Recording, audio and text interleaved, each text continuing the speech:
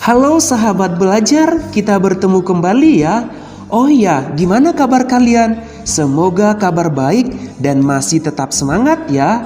Sebagai makhluk sosial, manusia selalu menjalin interaksi sosial dengan orang lain. Ketika kamu melakukan diskusi dengan teman kamu, itu artinya kamu juga sudah melakukan interaksi sosial. Di antara kamu, siapa ya yang pernah berkelahi dengan teman sekelas?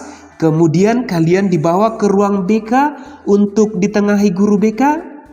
Sahabat belajar, di dalam ruangan BK tersebut juga terjadi interaksi sosial.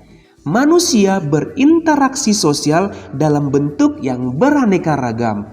Nah, dari sekian banyak interaksi sosial yang terjadi, dalam kajian sosiologi ada dua bentuk interaksi sosial. Apa saja itu ya? Ya, yang pertama ada bentuk interaksi sosial asosiatif, yang kedua bentuk interaksi sosial disosiatif. Mari kita bahas satu persatu. Sebelum kita lanjut, bagi yang belum subscribe, boleh di-subscribe dulu ya. Terima kasih. Yang pertama, interaksi sosial asosiatif.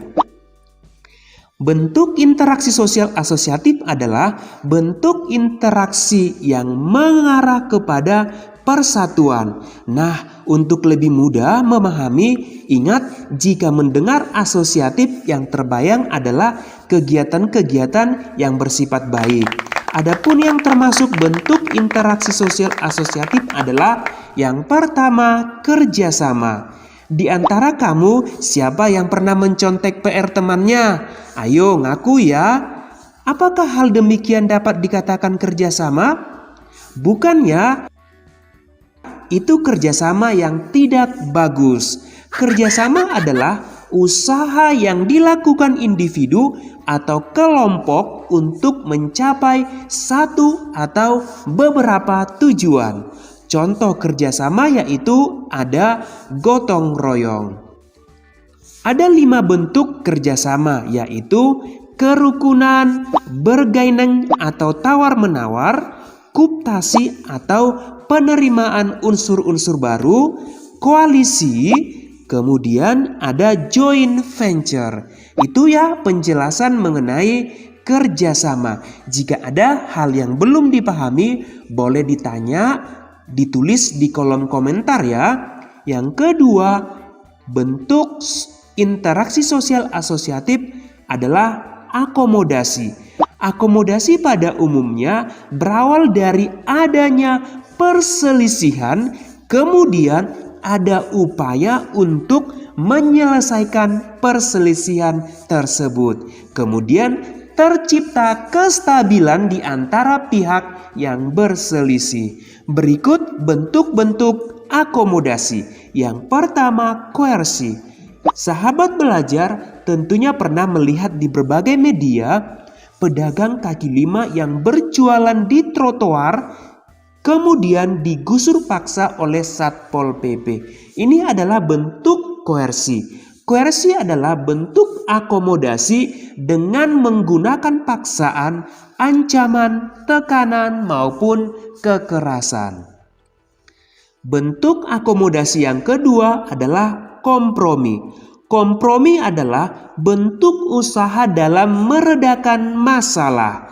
Pernahkah kamu menyenggol seorang perempuan, kemudian bukunya terjatuh, terus perempuan tersebut mulai marah, dan kamu terus bergerak cepat nih dengan menyusun kembali buku yang jatuh dan kemudian kamu minta maaf. Nah, di bagian kamu menyusun buku si perempuan tadi dan kamu minta maaf, inilah yang dimaksud dengan bentuk kompromi.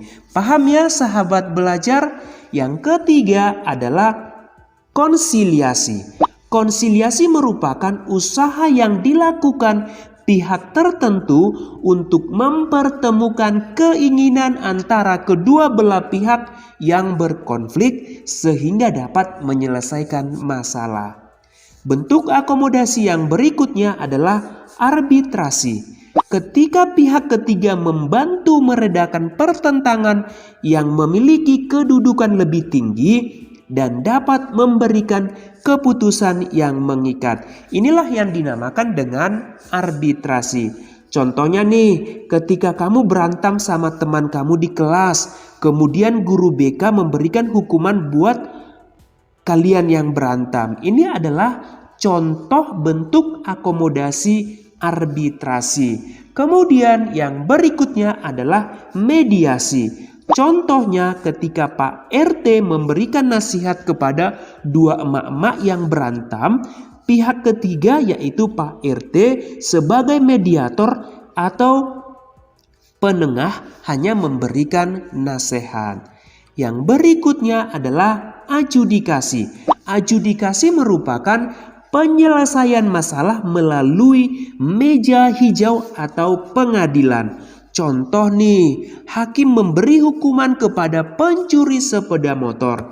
Nah, demikian bentuk-bentuk interaksi sosial akomodasi. Berikut dijelaskan bentuk interaksi sosial asosiatif yang ketiga, yaitu asimilasi. Asimilasi dapat dirumuskan dengan A tambah B sama dengan C. Artinya percampuran budaya A dengan budaya B sehingga muncul budaya yang baru, yaitu budaya C. Paham ya rumus untuk asimilasi? A tambah B sama dengan C. Kita lanjut, yang berikutnya adalah akulturasi. Dirumuskan dengan A tambah B sama dengan AB. Artinya penerimaan unsur-unsur baru menjadi suatu kebudayaan baru tanpa menghilangkan unsur yang lama. Berikut contoh daripada akulturasi. Bangunan Masjid Kudus mencerminkan adanya interaksi budaya Jawa, Hindu, dan Islam. Nah, gimana sahabat belajar? Sudah paham kan bentuk interaksi sosial asosiatif? Muncul nih pertanyaan.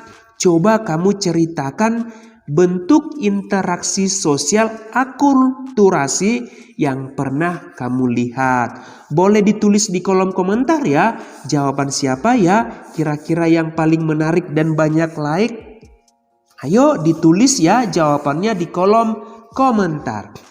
Demikian ya pembelajaran kita mengenai bentuk interaksi sosial asosiatif. Sampai jumpa pada video pembelajaran berikutnya. Terima kasih, semoga bermanfaat.